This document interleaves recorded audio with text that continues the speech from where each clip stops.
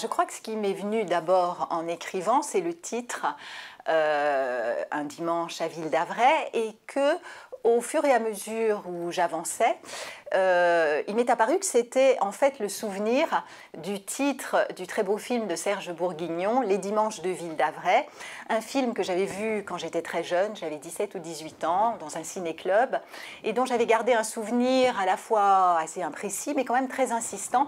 Et en particulier, je me souvenais des étangs autour desquels rôde ce couple d'un jeune homme et d'une petite fille qu'il va chercher dans un orphelinat tous les dimanches.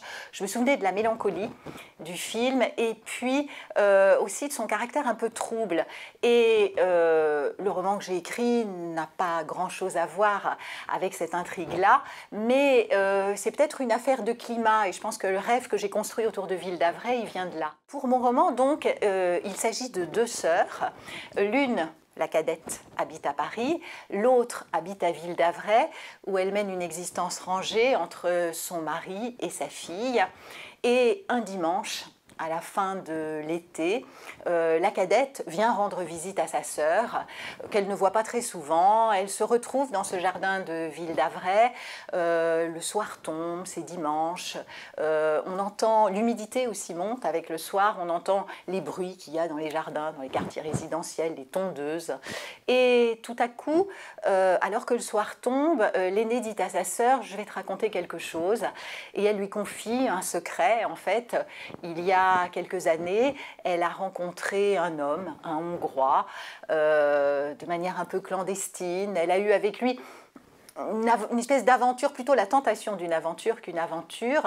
Et en tout état de cause, il lui donnait rendez-vous dans des coins un peu plus inquiétants, du côté des étangs, du côté du bois de Fausse-Repose. Elle s'est trouvée comme déportée de son quartier résidentiel à cette partie de Ville d'Avray un peu plus ténébreuse, comme l'homme d'ailleurs qu'elle a rencontré est un peu ténébreux, elle ne sait pas très bien s'il lui dit la vérité.